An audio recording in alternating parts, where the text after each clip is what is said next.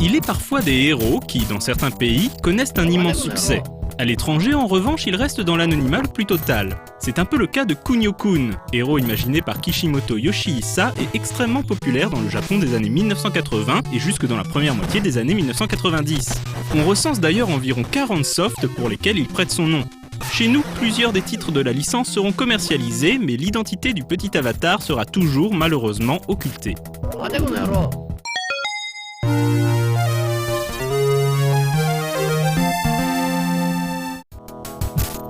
Lorsque Kishimoto Yoshihisa quitte Data East en 1986 et intègre Technos Japan, jeune société japonaise particulièrement dynamique, la direction lui demande de créer des jeux capables de marquer l'opinion publique. Kishimoto, devenu maître incontesté dans le domaine de l'action avec ses 2 précédents laserdiscs survitaminés, va alors créer Neketsu Koha Kunio-kun, un jeu de baston révolutionnaire sorti dans les salles d'arcade japonaises en 1986.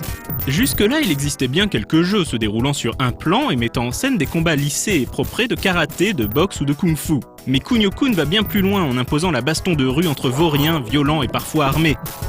Question gameplay, le jeu innove considérablement en apportant des aires de jeu vastes, utilisant la profondeur des décors et permettant des interactions avec les environnements. Mais c'est surtout la variété des coups et son système de contrôle original qui impressionne. Aujourd'hui encore, les jeux de baston dans lesquels les ennemis vous tiennent par derrière pendant que le reste du clan vous met la tête au carré sont très rares. Kunio-kun propose ainsi d'innombrables situations inédites de ce genre qui, outre de multiples scandales en son temps, auront au fait de propulser le genre beat'em up dans une toute nouvelle dimension.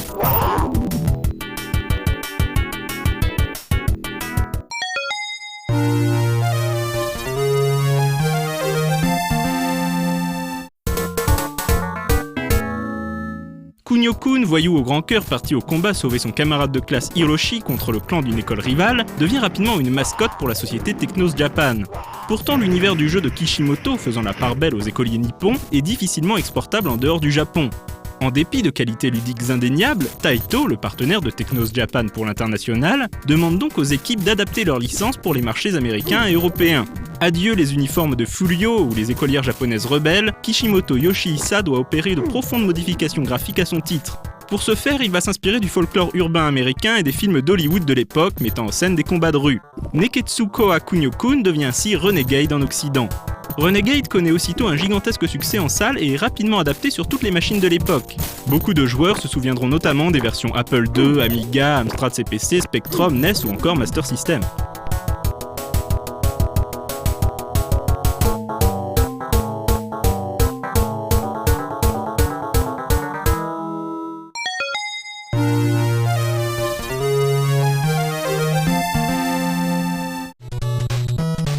Rapidement décliné en manga et en multiples goodies, Kunio-kun est devenu incontournable aussi bien pour le public que pour Technos Japan.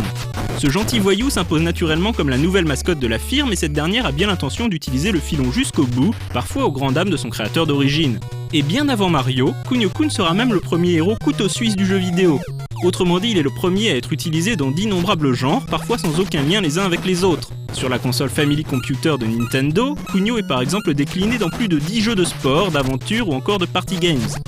On retiendra par exemple la série des Downtown, d'excellente facture, avec notamment Downtown Neketsu Monogatari, plus connu sur NES sous les noms River City Ransom ou Street Gangs. Dans les jeux de sport, Kunio-kun s'adonne activement au dodgeball, variante de notre balle aux prisonniers, au hockey sur glace mais surtout au foot.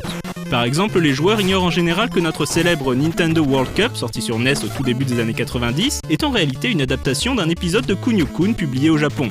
Et comme toujours avec Technos Japan, le sport version Kunio-kun se distingue de la concurrence avec un gameplay arcade nerveux et dans lequel les arbitres n'ont jamais leur mot à dire. D'ailleurs, on notera que des arbitres, il n'y en a jamais dans Kunio-kun.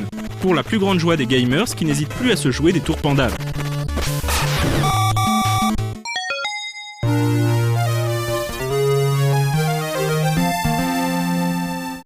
Kunio-kun vient de fêter ses 25 ans et un épisode hommage vient de sortir au Japon sur Nintendo 3DS.